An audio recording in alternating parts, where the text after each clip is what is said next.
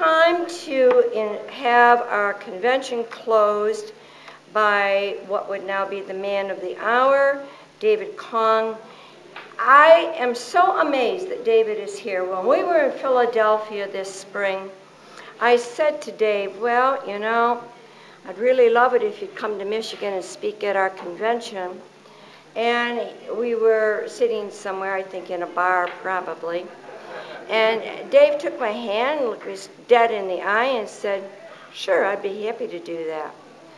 I couldn't believe that he was so quick to say that. He had to pay his own way here. We don't pay for travel expenses. But he's traveled on an airplane all day long yesterday to get to Michigan, and here he is with us today. I hope you will all take the time to read your program books. George worked very hard on producing these, and I wrote the script, and I had a really hard time trying to censor or just keep within a certain framework the things that I could say about all the speakers today. And the same thing is true with David Kong. David Kong has organized demonstrations and raised all kinds of cane in California over Boy Scouts, the Promise Keepers, nativity displays. He testifies at city councils and Senate judiciary committees. Boy, I have a hard time with that word.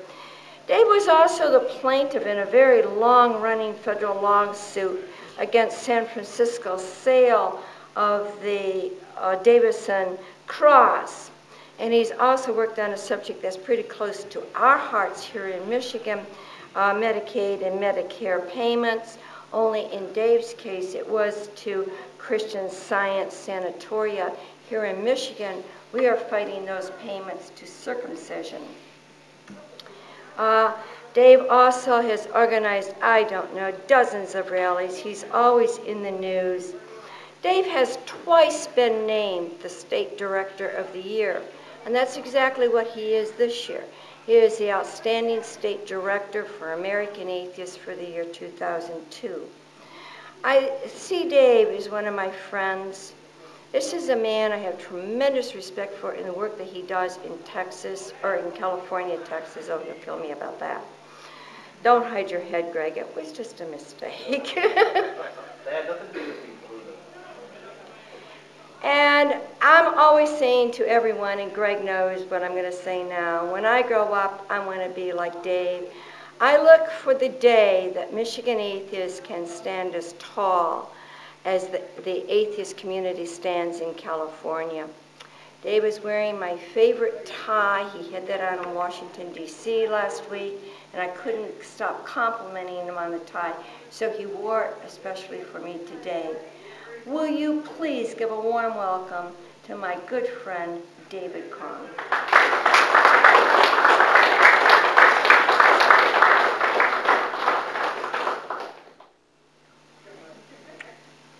Thank you, and good afternoon. It's a real honor for me to be speaking to you here today in the great state of Michigan. I've been a big fan of Arlene Marie and the Michigan Atheists for many years, and I think this has just been a fantastic day, and they deserve a round of applause.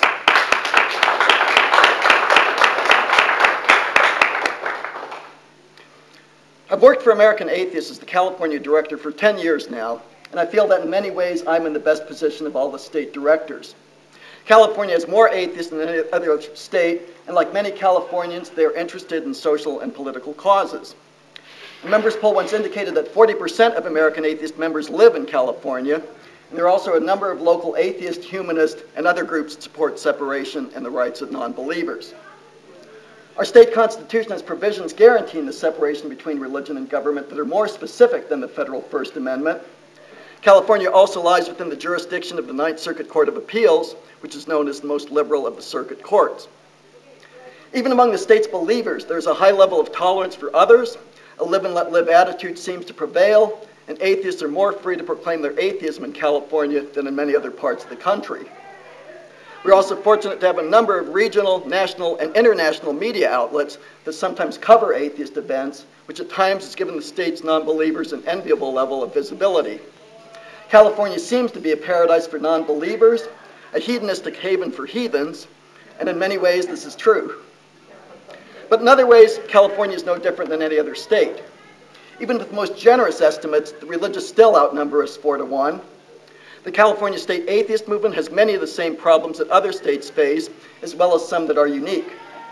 Today I'm going to share with you some of my experiences and observations as California director, including why I think our state movement works, as well as some of the problems we have, with the hope that Michigan atheists can learn from our tale and perhaps avoid some of the pitfalls. But before I discuss my work as state director, I'd like to share with you the story of how I came to work for American Atheists. While my background is certainly unique, I want to illustrate that anyone can do this. If this shy boy from Iowa can grow up to be an atheist activist, you can too. My only qualifications are a good Midwestern public education and the dedication to do anything I can to help the cause. However, as you'll see with my upbringing, it is not surprising that I would become an activist and spend a lifetime fighting conventions. I was born and raised in Iowa, the youngest of 4 children. My father was a Chinese Hawaiian who grew up in Hawaii during the 30s and 40s. He is perhaps the only person who ever grew up in Hawaii without learning how to swim. It's true. During the Korean War, he was drafted into the Marines. They tried to teach him how to swim, but he couldn't get the hang of it, so they gave up and just made him an officer. After leaving the Marines, he became a journalist, first working on a paper in Missouri, and then moving to Iowa to work on the respected Des Moines Register. Later, in the early 80s, he moved to San Francisco, where he worked at the San Francisco Examiner until shortly before his death in 1995. He was a very humble man who never spoke of his accomplishments. It wasn't until after he died, when I read the lengthy obituaries, that I realized that he was a very well-respected figure in journalism. In his early days as a reporter, he was known as a maverick, sneaking over fences and attending meetings in disguise to get information that others could not. The San Francisco Examiner credited him with pushing the paper to cover more issues of diversity, minority rights, women's rights, gay rights. He was also a fighter for the First Amendment, playing an active role in many journalist associations, and was instrumental in getting the Freedom of Information Act passed. He and his longtime partner are also credited as being the first gay couple to ever dance at a San Francisco Examiner Christmas party. He was a rebel who could work within the system to change things. While my father was a free spirit who could work within the system, my mother is a free spirit that no system can hold. A striking Spanish-Mexican Indian woman, she was never what you would call a typical Iowa mother. My grandfather pushed her into becoming a dietitian, and as a result, she hated cooking. She also wasn't big on housework, but she made up for these traits in many other ways. She used to buy Playboy magazine for my older brother, and when I was about 10, she gave me books on sexuality by Dr. Albert Ellis. If you're not familiar with him, he's the noted psychotherapist who's one of the first doctors to say that masturbation is healthy, natural, and completely harmless, and not only should you go ahead and do it, but go ahead and get creative with it. Thank you, Mom. In many ways, my parents were very different people, but they did have some things in common. Both had parents that pushed them into lives that were against their nature, and because of that, they allowed us a great deal of freedom to speak our minds and choose what we wanted to do and who we wanted to be. They were also both avid book lovers, and they encouraged us all to read as much as possible. It was through reading that I realized that I was an atheist. One day while reading, it occurred to me that there must be a scientific explanation for anything that happens, that you can't simply make something appear or happen at will. I quickly concluded that there are no miracles, and there certainly could be no miracle-producing God. I didn't know I was an atheist. Of course, I was in the middle of Iowa in 1970. I'd never even heard the word. Most atheists were still in the closet, and there certainly were no atheist materials available. As far as I could tell, I was the only person in the world to come to this conclusion. I told my mother about my discovery, and she said I was wrong, very wrong. I shrugged and didn't think much about the subject for a while. It wasn't until a few years later that I discovered other atheists. I was into classical music when I was younger, taking piano lessons for several years. However, my life turned around when I was 14, and my brother took me to see the rock band Kiss. I was impressed with the combination of music and theater, and I loved the way it united diverse people. In a magazine interview, Gene Simmons of the band declared he was an atheist and that he never believed in God because he had too many human traits to be believable. It was the first time I'd heard anyone refer to themselves as an atheist. Soon after that, Johnny Rotten gained notoriety with the Sex Pistols, and he too was an atheist. I was beginning to realize that rock and roll was not only fun, but that it could also have an intelligence behind it. Inspired, my brother and I formed a theatrical rock band named Sin. The show is based on the decadence of the Roman Empire. We played on a stage with tall Roman columns adorned with gold statues and ate grapes, drank wine, and sang bawdy but catchy songs.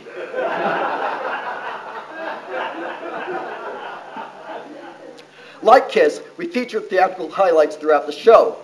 We started out simple, with a typical rock and roll mock masturbation with a champagne bottle, perhaps Albert Ellis inspired, and throwing out a rubber dildo into the audience during our song about vibrators. Later, as we grew more sophisticated, we started hanging a cop in effigy, using a dummy dressed up in a police uniform wearing a pig mask. One of the show's highlights was a song called Damn the Preacher, which was a song I originally conceived of as part of an assignment I did for 10th grade English class. A short story about a rock band named Antichrist that gets shot and killed on stage.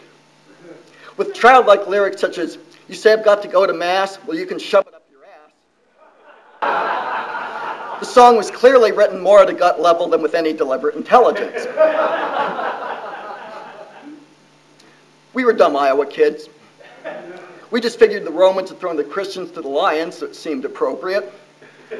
Our philosophy was if the parents hate it, the kids will love it, but we didn't think anyone would really get that upset. After all, it's just a song. It's just good, clean fun.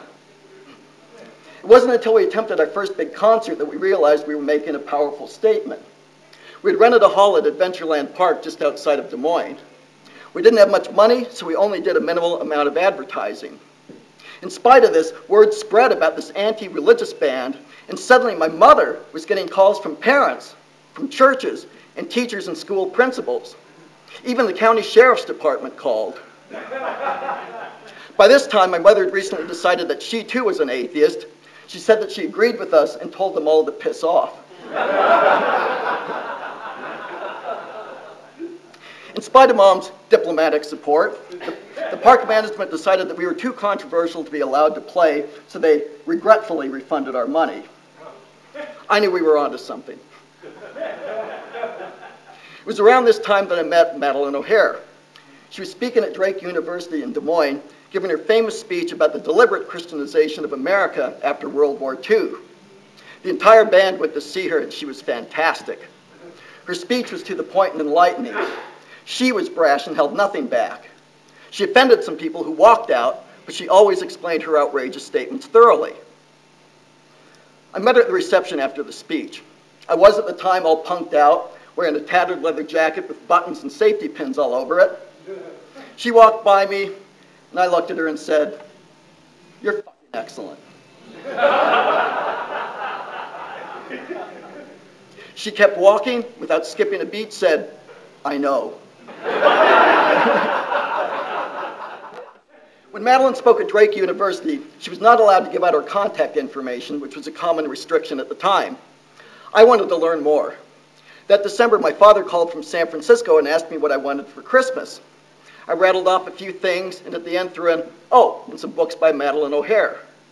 On Christmas Day, I received 2 of Madalyn's books, What on Earth is an Atheist and Freedom Under Siege. I found out later that my father had gone to great trouble to find them, visiting every bookstore in San Francisco, and when no store carried them, he tracked down Madalyn's phone number, contacted her, and had her send me the books directly. It was clear that Iowa was not ready for Sin. My brother dropped out of the band, the guitarist and I moved to San Francisco, and by 1984 we were playing around the Bay Area. Audiences loved Damn the Preacher, but we were surprised when fans started flashing the devil sign and calling out, "Hail Satan." It was embarrassing. I mean, to us it was childish because believing in the devil is just as foolish as believing in a God, so for the sake of our own dignity, as much as publicity, we started calling Sin an atheist rock band.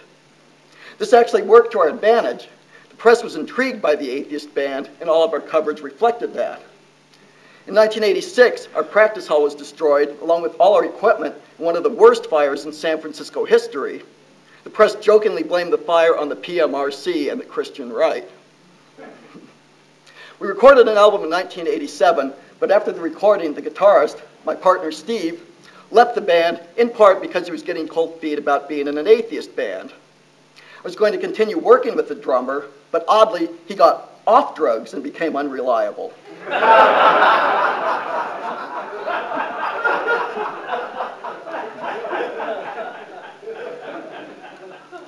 I'd always handled the legal affairs for the band. Thanks to my attorney, who had helped us defeat a religious band using the same name in a service mark dispute, I acquired all the rights to the band, songs, and recordings. I worked extra jobs for a year and a half, saved up the money, and finished producing the album on my own, which was titled Praised for Their Music, Damned for Their Lyrics. During this time, I attempted to get new members, but was surprised at how hard it was to find people who were competent musicians and atheists and understood what it took to put on a theatrical show. I finally found some replacements, but after just one performance, it was clear that it wasn't going to work, so I fired them. I would rather let the album speak for itself than to try to promote it with an inferior band. When the album came out, it received some good reviews and radio play. Industry people contacted me and said, "It's a neat little album, where's the band?" What could I say? It was an anticlimactic ending to an exciting time, but as they say, that's showbiz. If we could have been, we would have been. And nevertheless, I did it my way. During the band's time in San Francisco, I corresponded with Madeline O'Hare occasionally and attended meetings of the San Francisco chapter. Sometime after the band broke up, I was invited to become a chapter board member. I was quite surprised to receive a brief letter from Madeline herself saying that she had heard that I was on drugs. And while she wasn't normally concerned with private behavior, she wanted to know the extent of my alleged drug use and how that might affect my work with the chapter. Now, to her credit, she didn't assume the accusations were correct. She wanted to hear my side of the story. I investigated, and it turned out that a couple of elderly women at the American Atheist Convention in St. Petersburg had told her that I had attended the convention, zonked out on heroin, and that I had even left the members' dinner early to go score. This was, of course, laughably false, and I saw this as an opportunity to tell Madeline about my life philosophy. I wrote that the heroin story was untrue, but that I did smoke marijuana regularly, and it was one of the things I enjoyed most in life, along with my friends, family, and promoting atheism. I explained how the band had broken up because I had perhaps pushed the atheist aspect too much, and that I was now considering publishing a line of atheist tracts.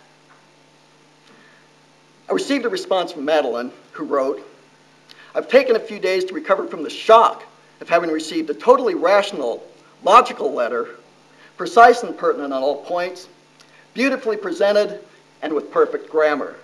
No one writes like that anymore.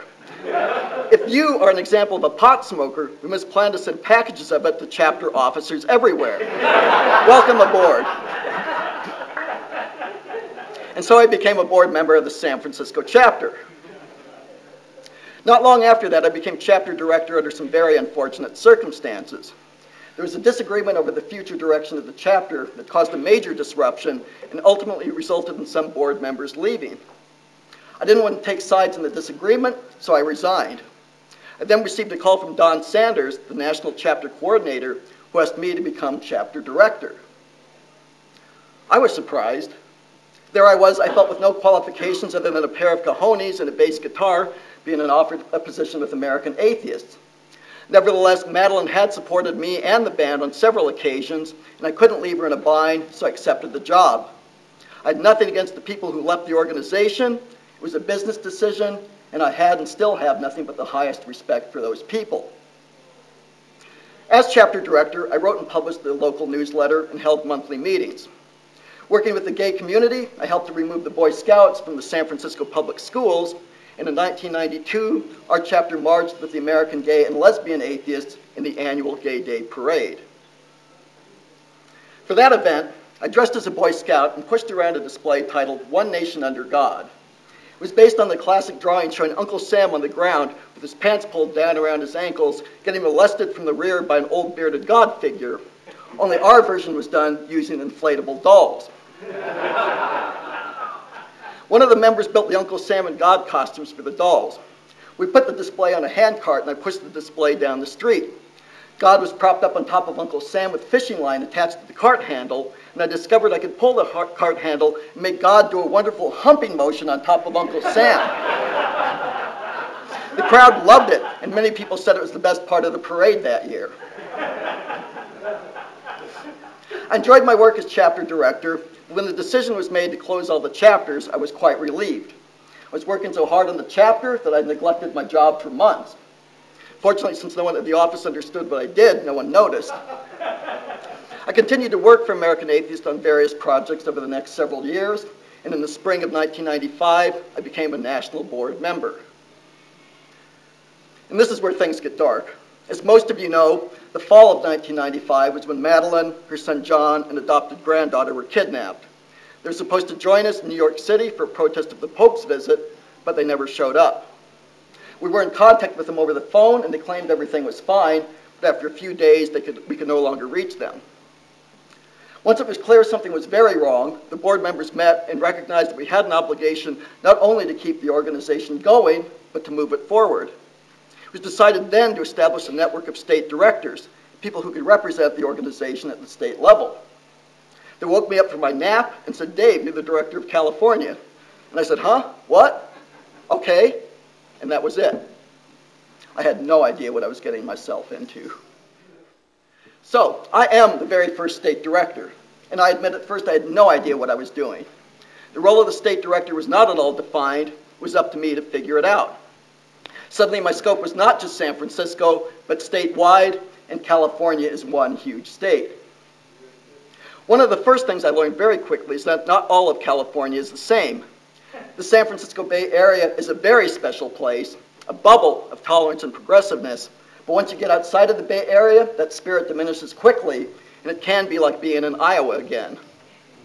In addition, Southern California is more overtly religious than the North, and many atheists down south are not as open about their atheism as those up north. But don't misunderstand me, there are some great Southern California activists, and there still are, unfortunately, plenty of northern atheists who refuse to come out of the closet, including in San Francisco.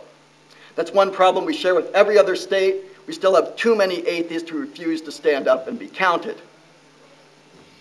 One of my first ventures as state director outside of the Bay Area was a trip to Atascadero State Prison, a maximum security forensic hospital, to speak to a group of convicted sex offenders wanting to start an atheist group. One of the patients obtained a staff sponsor who filled out the necessary paperwork. I don't drive, so I took a 6-hour Greyhound bus trip to Atascadero, and then a cab that you had to schedule days in advance to get to the institution, only to find out that my paperwork had somehow been misplaced, the meeting mysteriously canceled, and my sponsor told not to bother coming in. Soon after that, though, it became clear that my main responsibilities as state director would be to monitor state legislation, work on local issues whenever possible, and act as American Atheist spokesperson in the media. In California, we have to deal with crazy legislation, initiatives, and other proposals that support religion, just like any state. Over the years, I've worked to defeat a number of bills, most notably the Religious Freedom Protection Act. That was followed by last year's Assembly Bill 600, which was similar but focused on land use, zoning, and environmental laws. These two bills are an example of the progress that we have made and how being persistent with your message can pay off even when you think no one is listening. These two bills were similar to the Religious Freedom Restoration Act, or RFRA, a federal law that required all government entities to exempt religiously motivated conduct from laws intended to apply to everyone unless the government can prove that restricting such conduct furthers a compelling interest, such as protecting the public's health and safety. Broadly written, it affected all laws, local, state, and federal, and allowed the religious to claim exemptions from laws covering such things as child abuse and neglect, drug use, environmental restrictions, and zoning.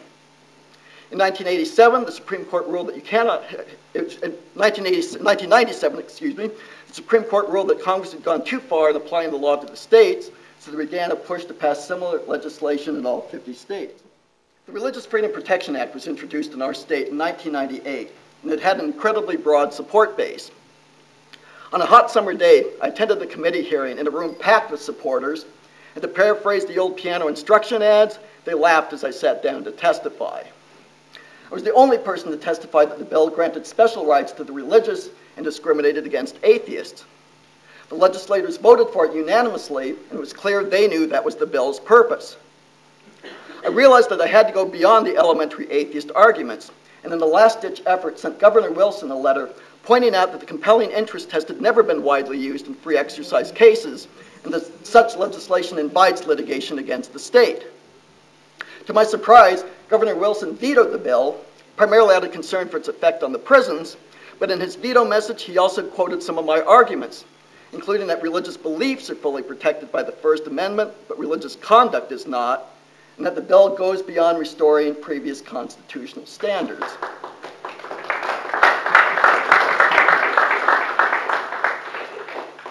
It gets better. Last year's hearing was very different. Before discussion of AB 600 began, San Francisco Assemblyman Mark Leno excused himself, but before he left, he stated for the record that he was opposed to AB 600. He said that he didn't see how it could be reconciled with California's no preference clause, that the bill discriminated against non-believers, and that if the churches paid their fair share of taxes, perhaps we wouldn't even be discussing the issue.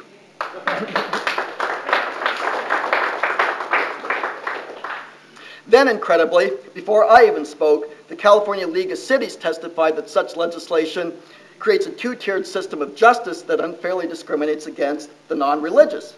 People had been paying attention after all. And this time the bill was defeated soundly in a 5-2 committee vote. I've also worked on a number of local issues brought to my attention by the members. One of my favorite of these experiences was in the city of Alameda. There, the mayor proposed removing the invocations before city council meetings. The proposal was on the council agenda, and one of our members contacted me. He was afraid that town churches were going to bus in hundreds of opponents to defeat the proposal. I attended the meeting to speak, and the room was packed as I expected. Before the public comments, Mayor Ralph Apposato, a deeply religious man, spoke on why he felt it was necessary to raise the issue. He said associates had advised him against it, but that he had given the matter considerable thought and felt that the government had a responsibility to treat all citizens equally, therefore it was the proper thing to do. He quoted Thomas Jefferson, and he quoted James Madison. It was the most heartfelt, sincere speech I've ever heard supporting state-church separation from a government official. In addition, the townspeople of Alameda were remarkably civil and respectful to each other throughout the proceedings, and to my surprise, the public comments were overwhelmingly in favor of removing the invocations. The council voted 3-2 to end the practice.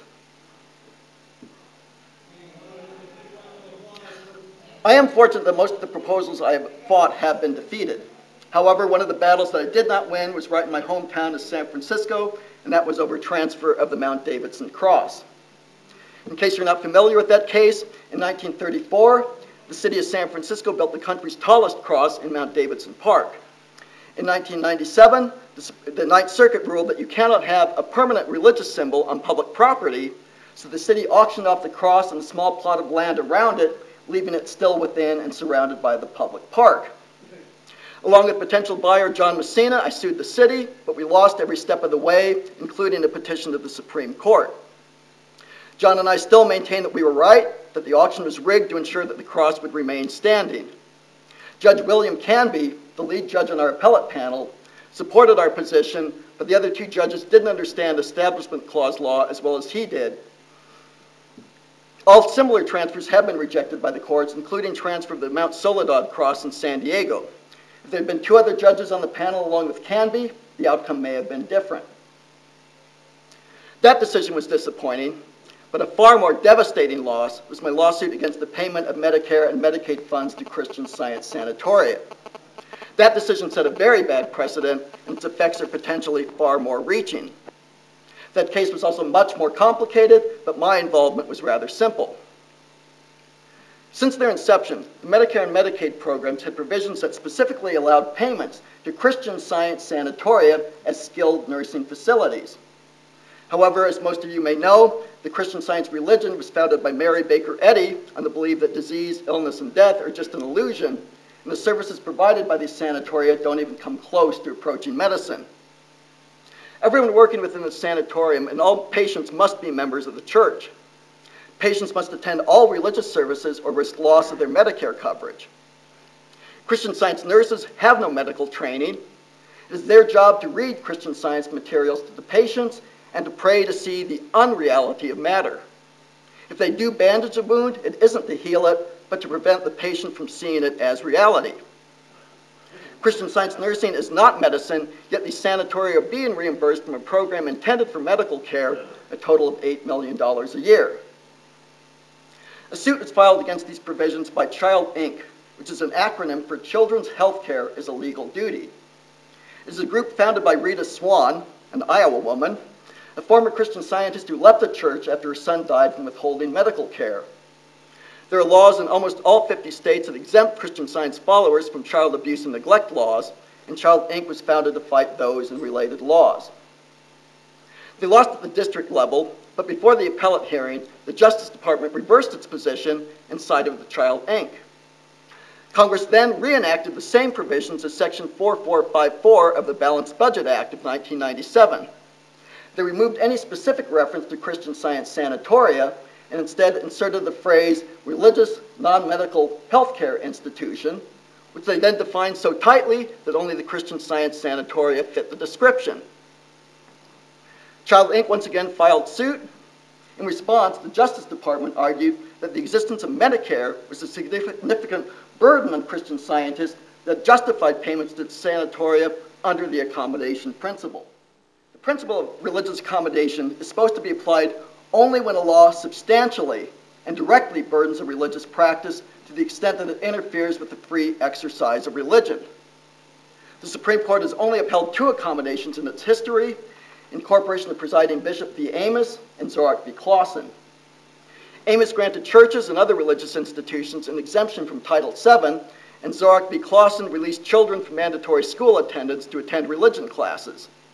In both cases, enforcing the law would have directly interfered with the religious practice, and so accommodation was required. In this case, there is no significant burden on the Christian Scientists. If they choose to refuse Medicare services for religious reasons, they are still free to patronize the sanatorium of their choice. Both the District Court and the Eighth Circuit ruled against Child Inc. The court declared that the payment of taxes for Medicare was a significant burden on the Christian Scientists that permitted accommodation in the form of payments to the sanatoria. Appellate Judge Lay blasted the decision in his dissent.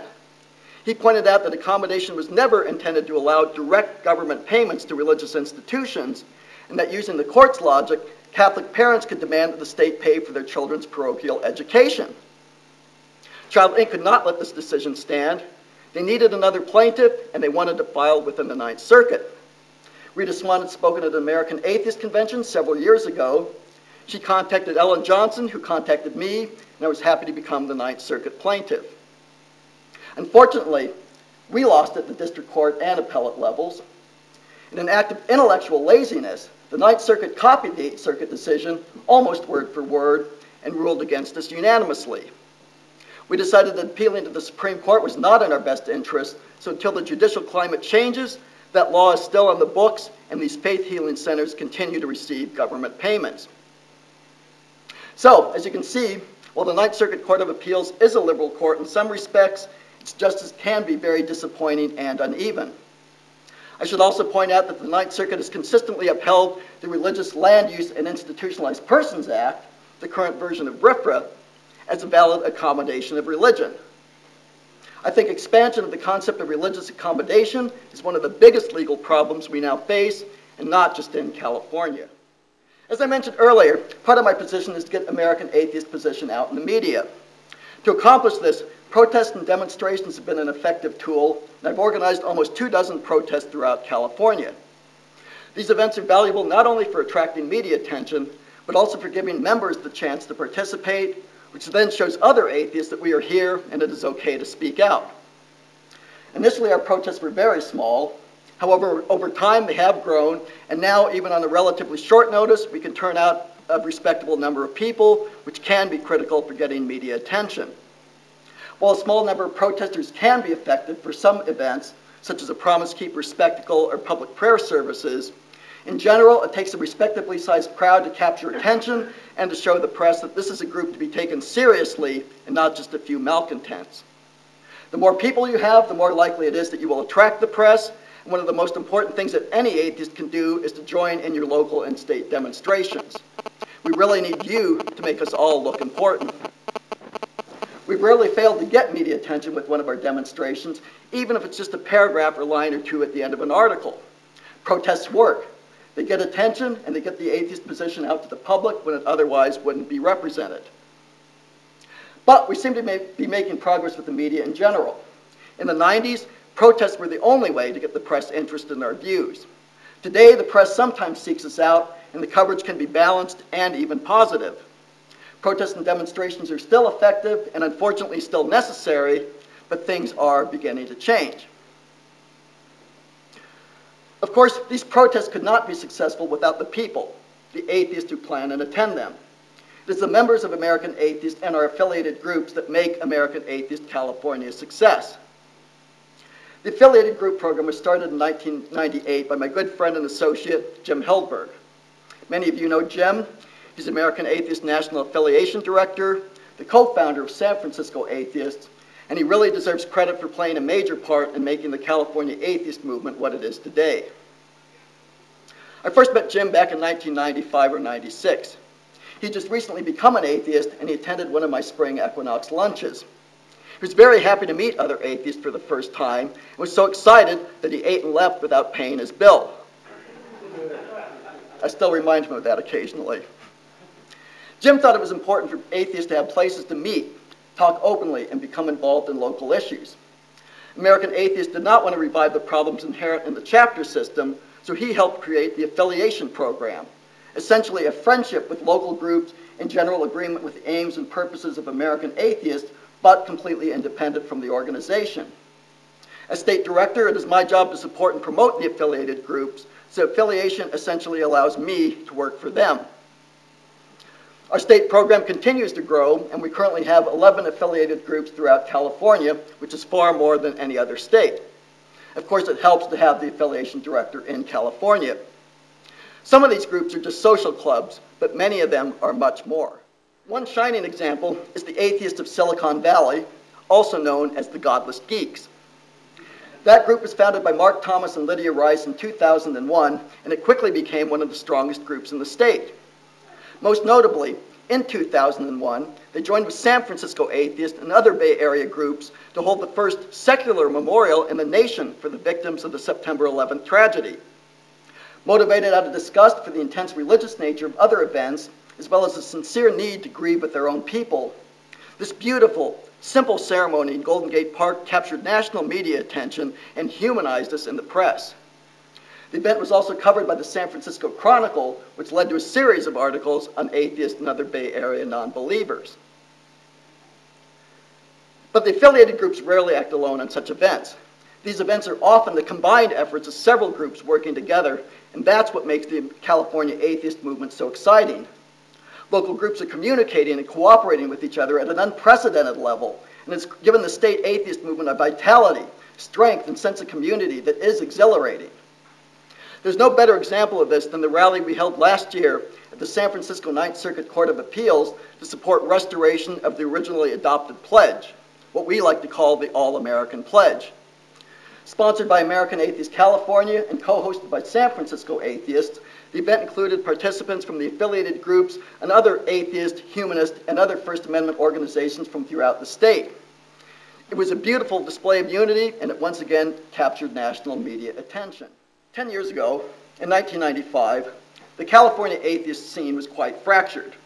There was a scattering of local atheist groups, but they were isolated from one another. There were humanist groups, but they too were essentially isolated, and the atheists and the humanists never worked together. When I became state director, it was obvious to me that in order for the movement to survive and grow, we had to move beyond past differences and cooperate at least to some extent. After all, we have essentially the same ultimate goals. I was grateful in 1998 when American Atheists was invited to join in a protest at the Boy Scout Scoutorama in Orange County with a number of Southern California groups. Jim Hildberg and I went down with several others, and it was there that we first met Bobby Kirkhart, Eddie Tabash, and other Southern California activists, and learned of the great work that they are doing. Since then, we've continued to keep in touch and join together whenever possible, such as for a protest at the Democratic National Convention in 2000, and just last year to defeat a proposal to use the King James Bible as a textbook in the public schools. California continues to break the mold in terms of intergroup cooperation, and that is truly one of our strengths.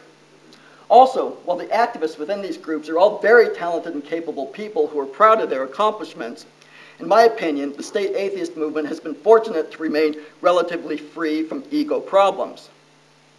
I've seen other state movements torn apart by personality conflicts or leaders who grow arrogant and self-serving, and I'm very grateful that the state's atheists remain focused on the work and our shared goals. It is the state groups and their connections to each other that have created the feeling of an atheist community and raised our visibility. However, one of the hidden strengths of the California atheist movement is the surprising number of individuals fighting to protect state-church separation, working outside of a national organization or local group, often without any recognition. This includes people such as John Messina, who works to remove roadside crosses along California highways, and in 2001 sent the town of Reno into an uproar when he objected to the printing of God Bless America on utility bills. In the wine country, American atheist member Irv Sutley has removed invocations from Santa Rosa and Rohnert Park, even going as far as getting arrested when he interrupted the prayers at a council meeting. In Silicon Valley, Chris Lindstrom co-founded the Garrison Martineau Project, which brings atheists and believers together for dialogue and discussion. Veteran Phil Paulson has worked to remove the San Diego Mount Soledad cross for over 16 years. And of course, we have atheist Michael Newdow, who's once again challenging recitation of the pledge in public schools.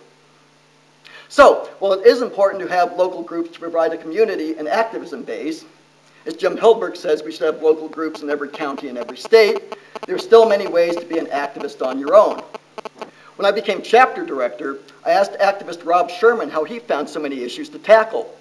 His answer to me was simple: look around, they're everywhere. But choose your battles wisely, don't rush in blindly, do your research, and remember that your actions reflect and represent the entire atheist community. It's taken a lot of hard work by many different people, but the California atheist movement has progressed. We're helping to defeat legislation. We're gaining respect from our politicians and the media. Thanks to everyone's willingness to move beyond the past, we've created a wonderful sense of community. The number of local groups has multiplied, and as that number grows, so has the number of activists. This is all very impressive, but the California atheist movement also has its problems. As I mentioned earlier, we still have many atheists who refuse to come out of their self-imposed closets. Those who are open atheists, like atheists everywhere, are independent people who often don't understand the need for atheist community, solidarity, and political action. We need to find ways to reach these people and help them understand not only the dangers of government support for religion, but also the positive aspects of their atheism. Because of this atheist apathy, the local groups grow slowly, which can be very frustrating to organizers. My experience, though, has been that growth comes in increments, usually after a major event such as this year's All Atheist Weekend in San Francisco. Even then, attendance will rise significantly for a few months and then drop back down, with just a few more people becoming regulars. Growth can be painfully slow, but you have to be patient and remain visible and active, because that's what brings in the members. Which brings me to another problem, and that is stamina and follow-through. Events such as the All Atheist Weekend take an incredible amount of planning, preparation, and hard work. They pay off by increasing membership and raising visibility and respectability, but they can leave volunteers exhausted with no energy left to tackle the real issues or to take full advantage of the momentum they've created. And finally, I feel that we are at a crossroads. We have the community, we are gaining the numbers, and now it is time to take things to the next level. There's an old saying that religion is politics, and if religion is politics, then atheism must become politics as well. We have the respect of some politicians, but we are not yet seen as a political force. We need a voice, and we need allies. We need to begin supporting candidates who defend our rights by making substantial contributions and bringing them campaign volunteers while making sure they know the support is coming from the atheist community. Of course, this includes doing whatever we can to get atheists elected, but also supporting such people as Mayor Appizato, Mark Leno, and Pete Stark. I would also like to have a lobbyist in our state capitol. Maybe then we can move beyond simply opposing legislation by others and start introducing proposals of our own. But getting the atheist community into politics is going to be difficult. Not only will it take an incredible amount of time, money, and experience, but there's also the problem inherent in organizing atheists. While we agree that there is no God, atheists differ on almost everything else. It's been said that herding atheists is like herding cats, but trust me, dealing with the cats would be much easier because they can't bitch and moan, sit on their butts, and then tell you that you're doing it wrong and they have a much better way. When it comes to getting political, California atheists can learn something from Michigan, and perhaps it is time for us to march in Sacramento and have our own state convention. I really admire Arlene Marie and the Michigan Atheists for producing these events. They take a lot of time and effort, but they are important. As California director, it is my responsibility to help move my state in that direction. It is a daunting task, but with the state volunteers and our affiliated groups, I feel that anything may be possible. And that really is our biggest asset. The atheists have always been here, but we have finally found each other. The courts could rule against us completely, allow under God in the pledge, approve posting the 10 Commandments, and uphold religious accommodations, but we will not go away, we will not be silenced, and our numbers will continue to grow. The days of an 8-year-old Iowa boy feeling alone in the world have come to an end.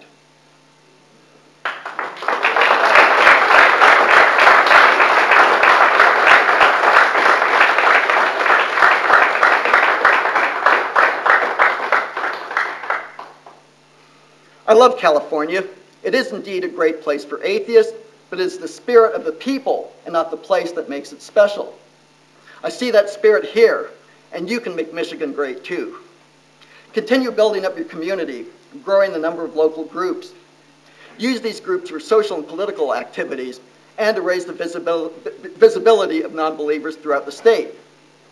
Keep the lines of communication open and join together whenever possible for special events, to oppose legislation, and to support Arlene Marie as state director. If you can't start or join a local group, remember that you can still contribute by being a solo activist, by supporting Arlene Marie, and by just being an open, visible atheist. Don't be discouraged when progress seems slow, because we are making progress. Stay active, but as your state movement grows, pace yourself and keep an eye on the long road ahead. Be proud of your accomplishments, but never let egos get in the way of the work. I've really enjoyed speaking to you today. The Michigan Atheists are very impressive, and I'm sure that with your dedication, Michigan can become another golden state for the godless. Thank you.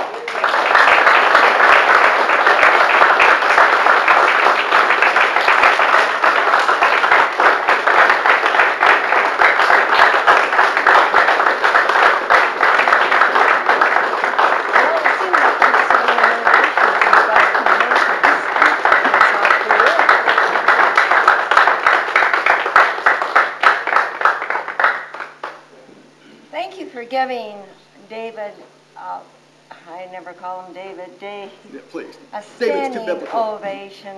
I know that you don't give those standing ovations casually with Michigan Atheists, so this was indeed a great compliment to him. Now you know why. Dave is one of my best friends in American Atheists, and the person I most want to be like when I grow up. Is this not a fine example? This is what I was saying this morning. I have so much respect for American Atheists, and I wish you could know American Atheists as I know it. You're not going to ever really meet another Dave Kong, but maybe I'll catch up to you someday.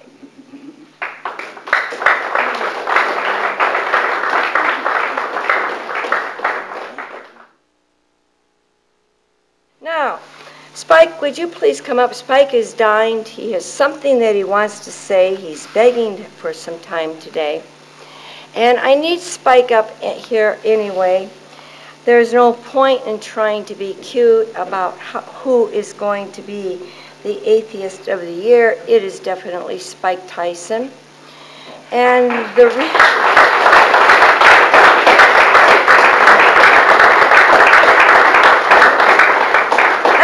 stopped him dead in his tracks.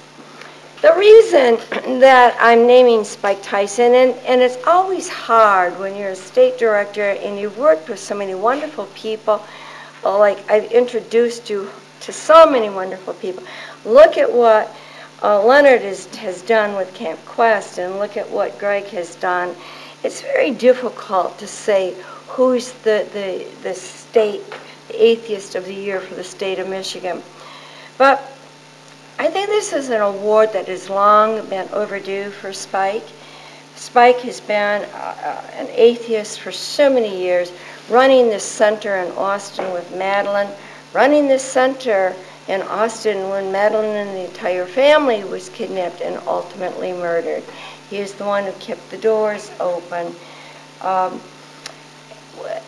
Spike went with us to Washington, D.C. yesterday because it was important, last week, because it was important for Spike to be there, because he has 2 Purple Hearts, because he has a Medal of Valor or Honor, I forget what it is. It's a Cross of Gallantry, the Vietnamese Cross of Gallantry with Paul. I have a Presidential Valorous Unit Award also. 4 Bronze Stars. And you can see on his cart, Spike is a lifetime member of the Agent Orange Club, and he's a disabled American vet. And when he was with us in Washington, D.C., a lot of you put some money in a little bucket a week or so ago to help Spike get there. He lived in his van while he was there because he really couldn't afford the hotels, but I think he also enjoyed hanging out with the vets at the memorials. But he needed to be there because he needed to be there, and I think America needed him to be there because he was able to stand on the stage, just barely, and say that for anyone who says that there are no atheists in Foxville, his answer is balls. And here's a prime example of it. Spike, in recognition for your tireless efforts to defend separation of state and church from grateful Michigan atheists, you are the atheist of the year.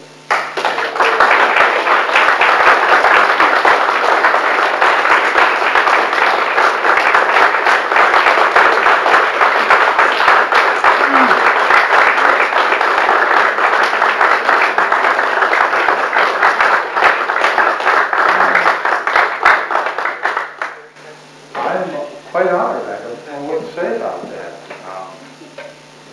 Definitely didn't expect that. Oh, yes, well, clear my throat for a moment. Thank you, everyone, for your help in getting me up there. And it is important that if somebody says there's never been an atheist in the foxhole, the 2 words out of your mouth should be bull. Well, do it correctly. It goes bull. I won't do it as loud as I did on stage up there, but those of you that were there, you could have heard me at about 500 yards without a problem. I was a very loud voice. I was trained by the military, by the way, with that trick for the purposes of being a drill instructor. I was no good at it because I was too nice. However, what I'd like to speak about, and why I've been sort of after you, Arlene, is Madeline O'Hare and I, and a number of others over the years, have argued about one thing we need. We've got a logo, but we need a motto. That's the one thing we do not have is a motto. And it's hard to come up with one. But I was in the hospital again the other day for various problems, and it suddenly occurred to me what the motto of this group should be. When you stop and think about 2 things about us as a group. Number 1, how many people do you know that are atheists that are in jail? Pretty damn rare. How many atheists do you know that have been a serial rapist, a serial murderer, walked into a school and shot up the place? The last time in that, by the way, according to FBI records, 1967. Over 2,500 shootings in schools since then have all been by religious kids. We are the moral part in this country. We're the moral part, not them. The other thing is the average IQ of an atheist is 122. We have 3.5 years of college as an average. We are the intelligentsia of this society. And I propose this to the group today, that our motto should be, atheists are the moral intelligentsia of America, and we should push this at the national level. What do you think?